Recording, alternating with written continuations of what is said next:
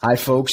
Welcome to episode 3 of Delivered with Dylan and Dale. The focus of today's podcast is acting like an expert. If you're going to command a price premium in your market as an expert professional, you need to be perceived as an expert. And there are things you can do with your interactions with clients that can either improve the perception of expertise or it can hurt your expert position and therefore your ability to charge a price premium. And the first one that I want to go into is kind of maybe a little controversial or maybe a little, indirect to, hard to wrap your head around. But the first one is a lack of availability. Experts are busy because they're busy either developing their expertise or servicing their clients. And so they probably aren't, if they're actually an expert, they probably are not super available. So if, for example, in an early, you get a potential lead from a client, it comes in, and then you send them a calendar link, for example, to book a call or schedule a meeting, and you're immediately available and you're available every 30-minute slot over the course of a week. And, you have no limitations on your availability. To me, viewing you as a potential client, to me, that says, how can you have all this availability? Aren't you an expert? Shouldn't you be working? Shouldn't you have a client roster that's quite demanding? Anytime I see super open calendars, typically it's for people in sales roles who are trying to book sales demos or sales calls, but they're not. That's a great point, by the way. They're not the experts who are leaving their calendars super open. So one real quick high level way to start is limit the availability on your calendar if you want to improve your expert position, and fill that time with doing things that actual experts do. Don't just block off your time. Like, ideally you are developing your expertise or meeting with clients. Okay, Dale, that was number one. Dale, what's something else experts can do? I agree with you at some level. Okay. Maybe the words and the delivery. Right. No, I don't want to hear that because I feel like it sounds a little elitist. But it's true, and elitist. I'll soften this up a little bit and say, experts are busy, but experts stay busy, right? So if we're not fixing someone's problem, delivering value, we're preparing for the next person, the next challenge, the next problem that comes in, and that can be quite demanding. That's why, that surgeon could be out 6 months and might not be because they have surgery every day, but they're doing stuff. They're probably learning new things, increasing their craft, their skill. Right. There's a lot that goes into it. And I think the overly available part is getting people right up front into a structure that you can't drop everything every time they've waited till the last second to do something. Right. And the other way you can help them as an expert is by asking the right questions, right? Okay. Maybe you ask them so we're going to talk about the questions, right, that we ask our clients. And I think right up front, ask them, how do they like to communicate? Email, text, phone. Ask them, what's a proper turnaround, right? So I remember we had a client. They had an oil company, and the oil price changed every morning, and they needed it done every morning between 8 and 8:15. That thing had to be done, right? And it required someone who knew what they're doing. Well, if you know that going into it and you're not going to be able to deliver it, you have to communicate that, right? And you might have to charge a premium for that. That in the true sense that you're charging more than you normally would. Because you got to get someone rolling out of bed even earlier, doing this thing, being somewhere specifically, as opposed to someone that says, you know what, typically we have a process for our changes. We want to meet and discuss it. And then we have, a couple days to get them out. That communication up front, and I think rolls into your availability, right? You're kind of, I don't want to say you're training them, but you kind of have this like agreement up front. What are the expectations of each other? Right. And I actually, you made me think of another point. It's, maybe certain people in your firm or in your business have high availability levels, but the principals or the owners or the leaders of these firms should not have the same level of availability or accessibility as maybe your less senior staff, right? You want to, if those people, you shouldn't be able to pick up the phone and call, and just immediately expect to talk to the highest level officer individual in the firm, right? Like an expert firm probably has layers for you to get through, or they're not. The expert in that firm might not be instantly available to always respond to everything you need, because they're probably doing the things, like you said, that experts should be doing, developing their craft, and learning new things, and continuing to grow their expertise. So, okay. So how else do experts communicate in a way that like helps them, be perceived as experts? I think if you've got something on your mind, you have to try and say it and be specific to the point. Don't beat around the bush. Don't ramble on like you're going to hurt their feelings. I think we always need to take each other's feelings into account when we communicate. But being honest and being really direct, I think really goes a long way. Direct. Okay. The more you talk, I think the more nervous you become, the less the person you're talking to is like, what is happening here? Right. And with that, I will not ramble on about it. I was going to say, does that mean we stop? Don't we ramble? Episode over. Aren't we kind of ramblers? We're having a little bit of fun with this too. Right.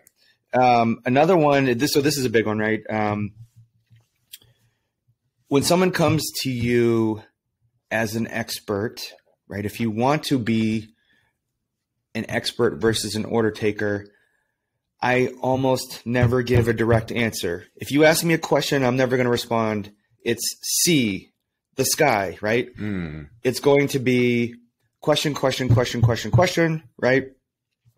Why? We talked about this. Right. And then it's, based on the information that I have available to me right now, this is my recommendation. You never want to tell somebody an answer like you need to do X, Y, Z. Right. I always preface it with, based on what I'm hearing, we need to do X, Y, Z, because in the end, we can only make decisions based on the information we have at the time. Right. And sometimes we're not given the information.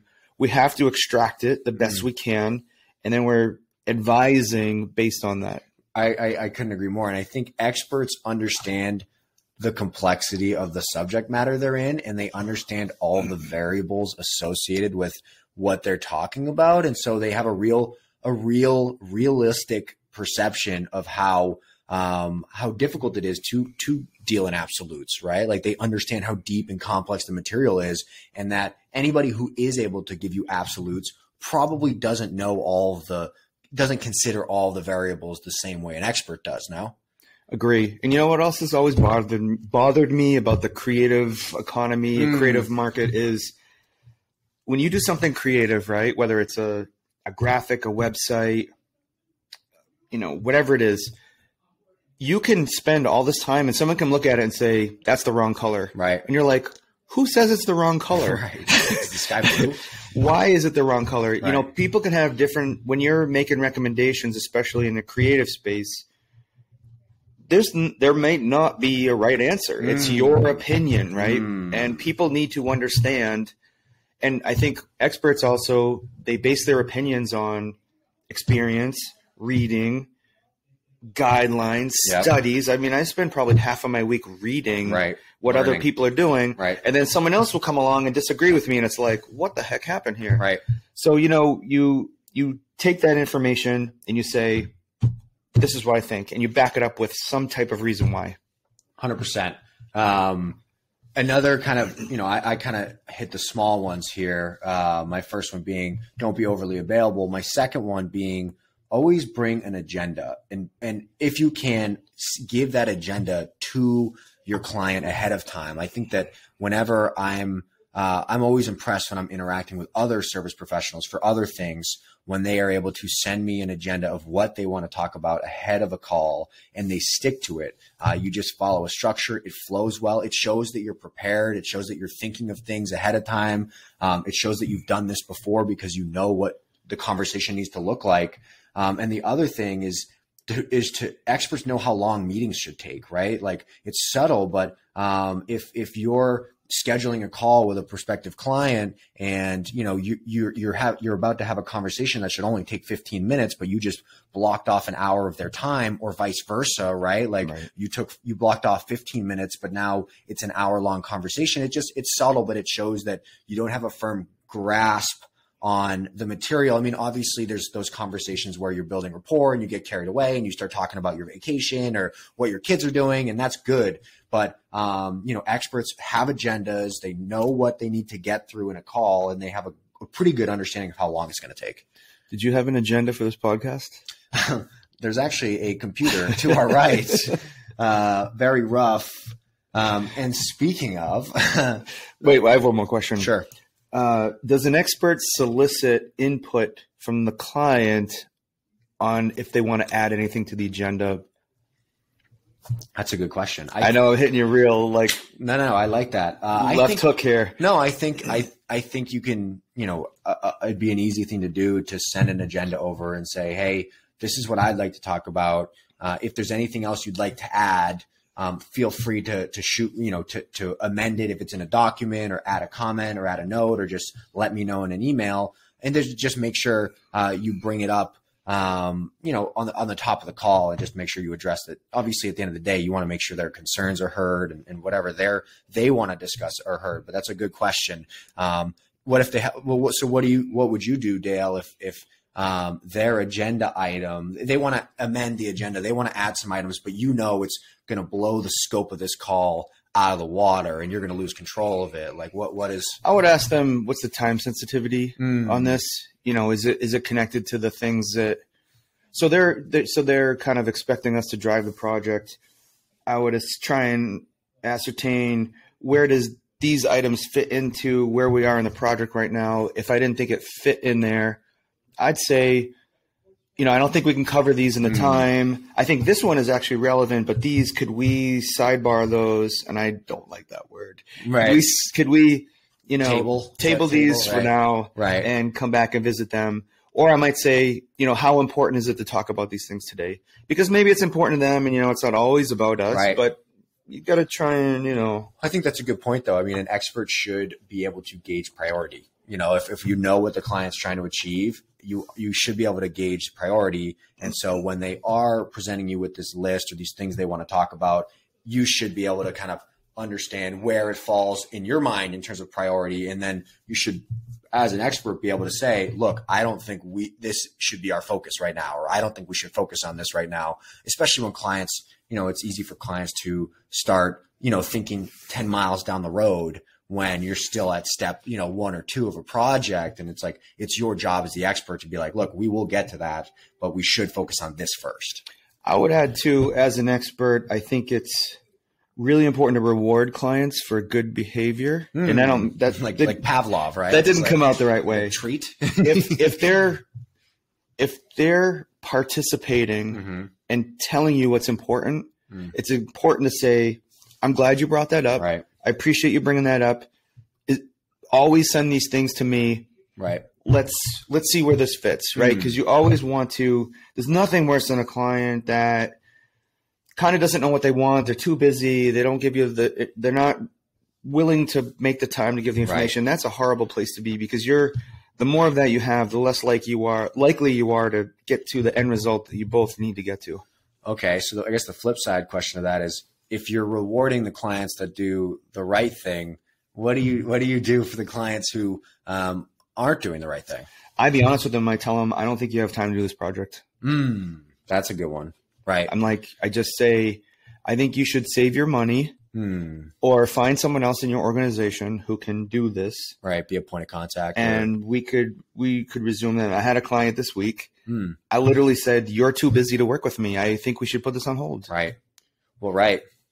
Yeah, I mean, like we said in an earlier. And they actually said, you know what? I meet with this person in my organization on this day every week at this time. Why don't you funnel it through them? Right. And I'll give them the responsibility. I said, that is fantastic. Let's move. Yes. Awesome.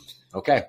So the next item is that, the next thing you can do to, cement your expert position is to charge a premium. And the reason you would charge a premium is because as an expert, you should be busy.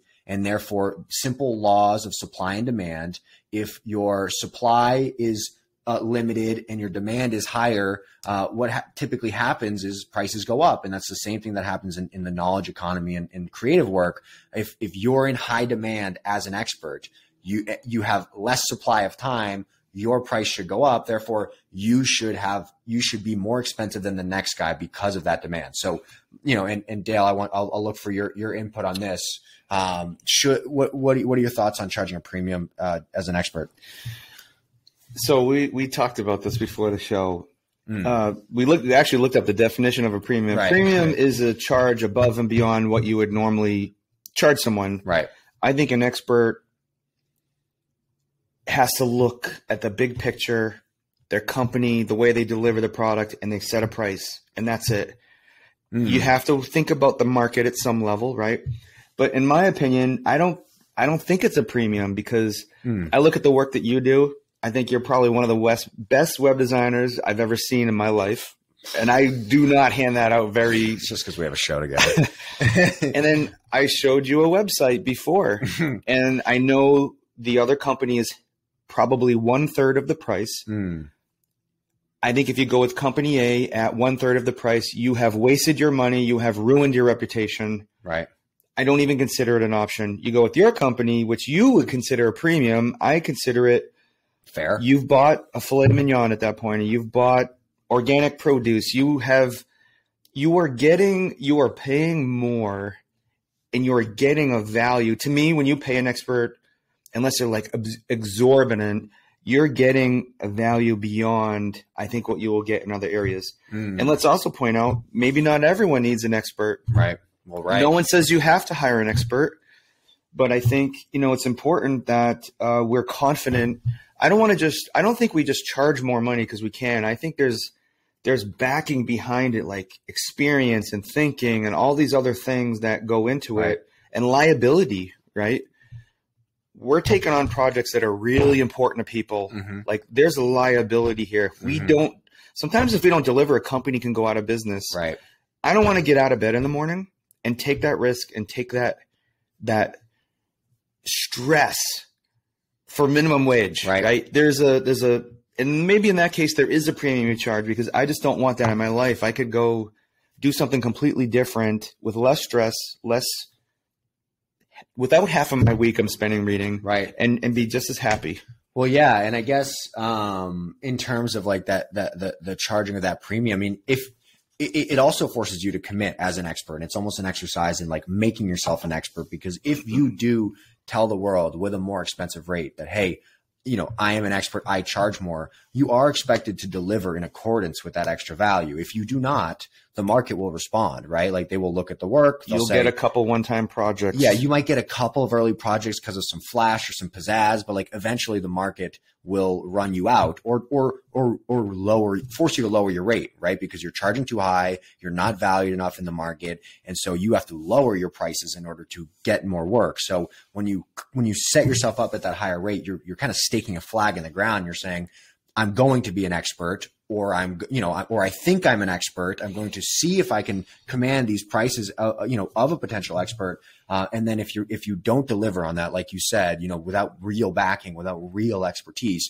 then you will be humbled by the clients that see through that just kind of fluff additional hourly or additional rate that you're adding. So just because you think you can get it, just because you think you can get it. And let's be clear too, we don't charge clients more if we have a meeting and it's for a doctor and they pull up in a $100,000 car. We don't necessarily charge them a premium because they have the money. We're charging a premium based on expectations, delivering results, having a process, having best skilled people, having the best tools. Right. It's like, and this goes into our next thing, is budging on price, right? So whether they have the money or this is like chump change for them, right, we have a process and we have to follow it, right? And it costs what it costs, right? We have to get through that. And we you're very big on this. The process is important, right? What do you say to somebody when they can't afford it or they don't like your process? How do you maintain that? Because it can be, I mean, someone starts waving money in your face. As entrepreneurs, we get excited, right? As salespeople, entrepreneurs, how do you handle that? Well, I mean, for one thing, when, like you mentioned, sometimes you don't need an expert, right? So yeah, I don't bring my Honda Civic to the Ferrari dealership and expect, and ask them to do the service on my car, right? It's like, it doesn't require the same, craftsmanship, the same level of expertise, so it makes no sense for me to bring it there. So if you don't need an expert because, the stakes of what you're trying to invest in are low enough or just aren't valuable enough in your eyes, don't go pursuing an expert, but you shouldn't approach the expert and ask them to modify their process because you don't value it a certain way, right? I think to me, if you're approaching somebody and you're asking them to alter their process, it means you haven't found the right person. The right person means you're the right process. And so for me, if I'm going to call with a client and they're starting to ask me to alter my process in order to either achieve speed or, agility or cost savings, to me, I think that's a simple, I guess it appears to me that we're not the right fit for you and that maybe you should go talk to X, Y, or Z who might have more flexibility with their process. There's no hard feelings, right? When you automatically, what's the right word here? Compensate, right? Or downgrade your process, you've lost your expertise at that point. You're done. Right. You've already told the client that when I suggest something to you that I think is right, I'm going to do it the way you want anyways. Right. It's game over. Right. Right. Yeah. I mean, that's true. You've immediately turned into an order taker when you say, okay, well, I tried to be the expert, but I'll just do what you say. It's like, well, that's fine. If you need cash, do that, but do expect to be treated like an order taker at that point, like don't expect to be treated like an expert if you've ceded the expert position by taking that dirty money in the sense of, money being paid by somebody to alter the integrity of your work. Right. Let's you also talk about this. Dale wants to clean me up a little bit. No, this is good. No, I actually don't. I agree with you. Okay. A client wants you to change your web design process, right? Okay. How many websites has your company built? Hundreds? How many has this person built? One? Yeah, they built a site. Who knows? Right. In the 90s, they learned HTML and they built a site. Who knows more about this project? I mean, it's funny, we can kind of be annoyed about it, but we still have to respect people's feelings, but that's the reality. Like, right. We have to trust. You have to trust the people that have the experience and put the process forth, and you have to be confident about it. Well, yeah. I mean, you imagine I know we go to the doctor's example pretty often, but it's a good example of what expertise looks like that we're all familiar with. But if you go to the doctor and you're like, hey, actually, I want you to try this. And they do it, they're liable for malpractice. If you get hurt, if you have an injury, right? Like, sure, it's still on them. The expectation is still on them. So they'll never do what isn't medically sound just because you ask them to, right? Like, because why should we? So why should we? Why would we take the same risks and the same liability to do the wrong thing? We did, though, at one point in our career. 100%. And how did that work out? Bad projects, unhappy clients, stressed out Dylan, and bad projects. Absolutely. So yeah, I mean, I guess experts. So you want to recap real quick? Sure. So one, experts aren't overly available because experts should be busy developing their expertise and delivering services to clients. Stay busy. Stay busy. Experts communicate effectively by asking questions, asking the why questions, by not providing absolutes, by trying not to ramble, out of discomfort or just to fill awkward pauses. Experts bring agendas and they stick to time and they're cognizant of time. Experts charge a premium, or at least they're probably charge more than their competitor, and they don't budge on process. Or price because they know it works and they've done it before. Anything else to add, Dale? Perfect. Episode 3. It's a wrap. Over. Adios.